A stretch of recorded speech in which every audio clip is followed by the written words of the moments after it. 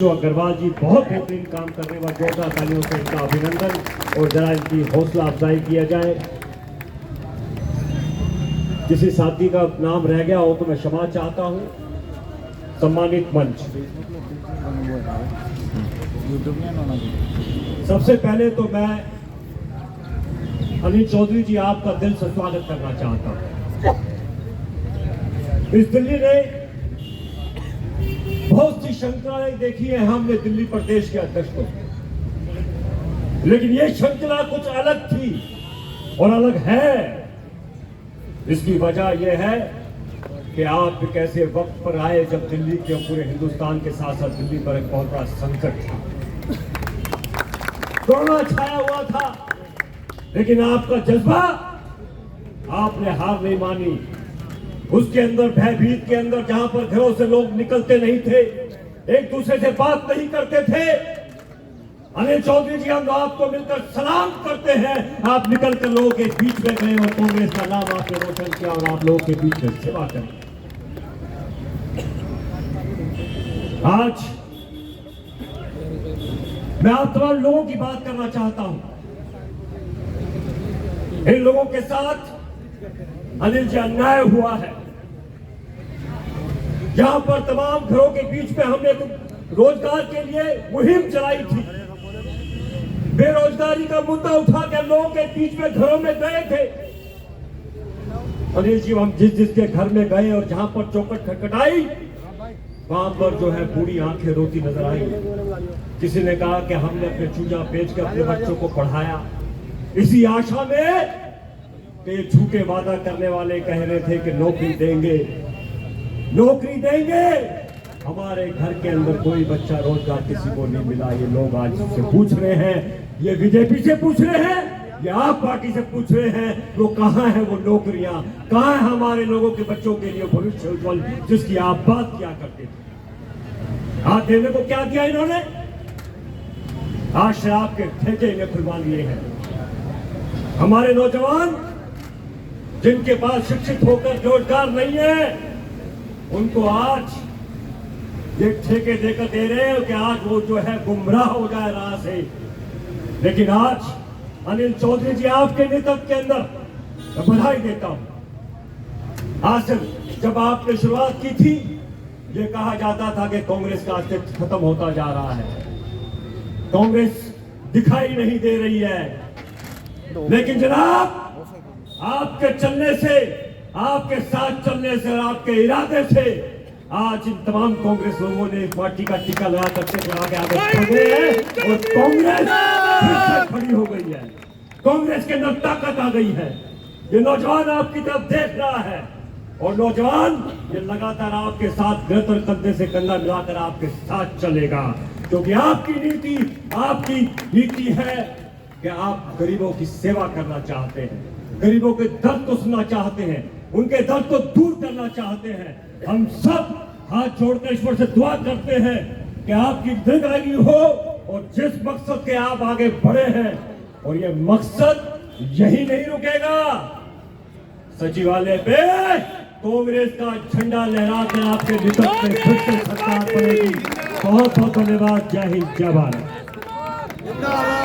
साथियों,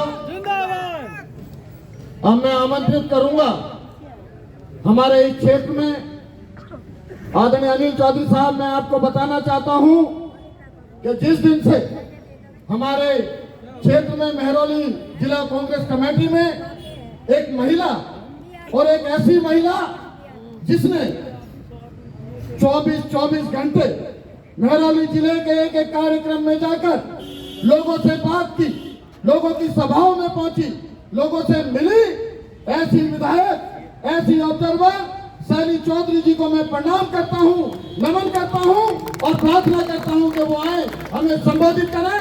आप लोग जोरदार तालियां बजाकर उनका स्वागत करेंगे।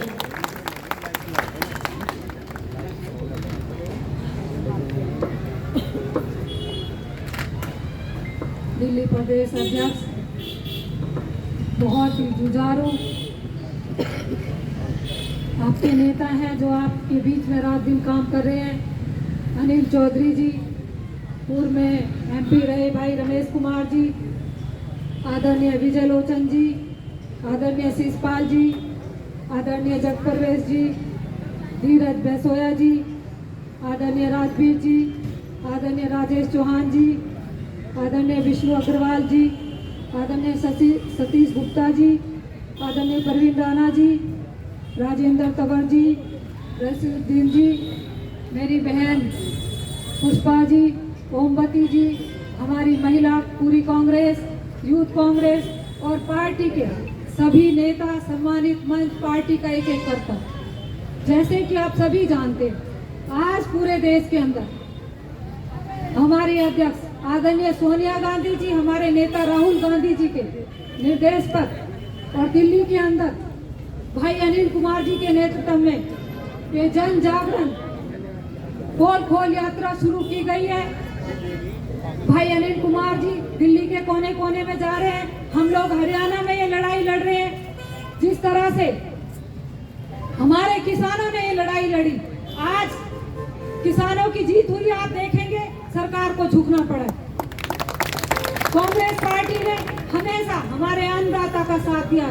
जिस वक्त इस सरकार ने हमारे अन्नदाता को बहकाने का काम किया, 3 काले कानून लेकर के आए, उसी दिन से हमारे नेता राहुल गांधी जी ने इन कानूनों का विरोध किया और पंजाब और हरियाणा में ट्रैक्टर यात्रा निकाली गई पहले दिन से।